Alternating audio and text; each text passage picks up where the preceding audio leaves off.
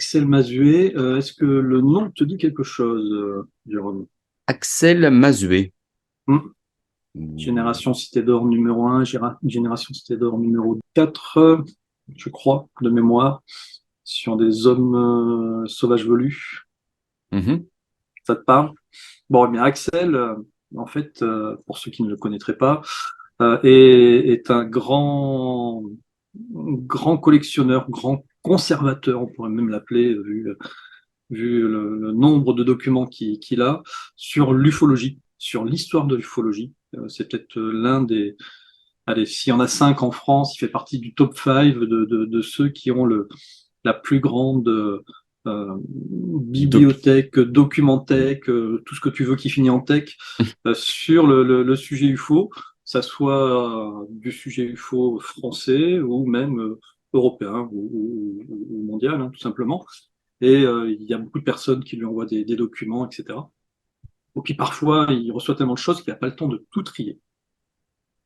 Et en triant une caisse, voilà ce qu'il a découvert. Il a découvert ce qu'on appelle communément un cahier d'écolier, sur lequel a été écrit sur plus de 70 pages, tout un livre consacré à l'ufologie. Et donc, par exemple, celui-ci, le chapitre 1, des engins à voilure curviligne sont-ils possibles? Chapitre 2, les soucoupes peuvent être giratoires, les engins non giratoires, des engins dits à tourelles, etc., etc. Et le côté original de la chose, c'est le suivant. Est-ce que tu sais quel a été le premier livre écrit en français sur l'ufologie et par qui?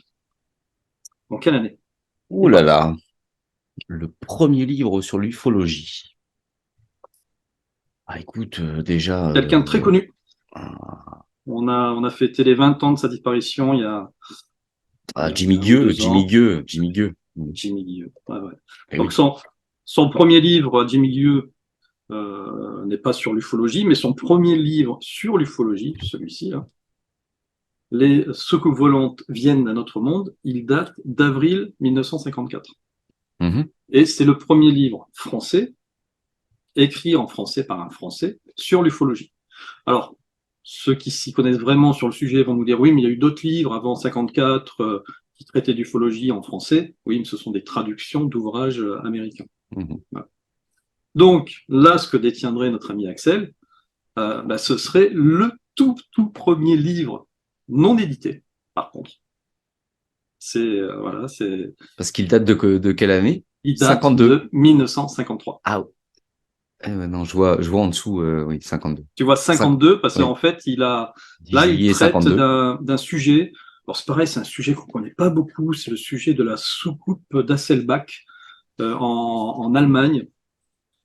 L'histoire, effectivement, c'est en 1952. C'est un homme avec sa fille, il s'appelle Oscar Link, je crois, qui ils sont en motocyclette, comme on dit à l'époque, et ils crèvent en allant d'un village A à un village B, donc dans la région d'Hasselbach. Et sa fille, alors que son père est en train de... Oui, non, du coup, il pousse la moto parce qu'il n'a pas de quoi réparer. À un moment donné, sa fille a fait oh, regarde, papa, là, dans les bois, il y a un truc bizarre. Il dit je crois que c'est un cerf, je crois qu'il est blessé. Il y va, il pose sa moto, il va voir.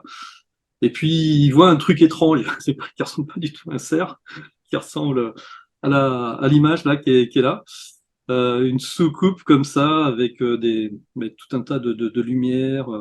Et puis c'est cet axe là au milieu qui est pas Comme une, habituel, comme hein, une toupie. comme une Mm, toupie, c'est ça. mm. Et en fait le disque viendrait comme ça monter et descendre sur cet axe là. Voilà. Et il y aurait même, il voit deux personnages en combinaison argentée qui sont en train de s'affairer autour de la soucoupe. Donc sa fille, à un moment donné, l'appelle, parce qu'elle ne le voit pas revenir. Les deux étrangers l'entendent, se retournent, voient qu'ils sont surveillés, et ils remontent dans leur engin, et ils s'en vont, et puis la seule trace qui reste, ce sont effectivement une trace sur le sol. Euh, Moi, je la connaissais pas, cette histoire. J'ai eu du mal à la retrouver d'ailleurs, hein. J'en ai retrouvé une trace sur un site qui s'appelle Ulysse.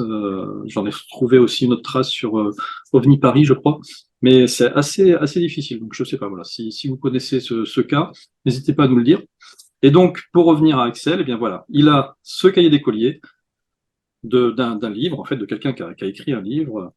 Je vous laisse faire des pauses hein, si vous voulez le lire, mais c'est vrai que on n'a plus l'habitude Et, de lire ça. Mm, Ah, mm. eh oui. Eh oui, les jeunes, on écrivait Bon, comme ça avant. ouais. Il a dû finir docteur. Je crois. C'est vrai qu'il On, comp- on y a un comprend petit pas côté tout. docteur. Ouais. Mm. Donc voilà, donc moi j'ai trouvé ça super intéressant. Merci Axel de nous avoir envoyé cette info. Mm. Voilà, genre, je sais pas ce qu'il en Ah, puis fera. sur ce papier jauni en plus, ouais, Ouais, j'adore. Ouais. complètement. Alors après, ce qu'il disait dans son message, c'est il y a rien de révolutionnaire. Hein. Il n'y a pas des choses qu'on découvre et qu'on ne connaîtrait pas aujourd'hui. Mais malgré tout, voilà, Mm. ça reste le premier Un, ouvrage en un- français un beau traitant gra- d'ufologie. un beau Graal. Mm. C'est ça.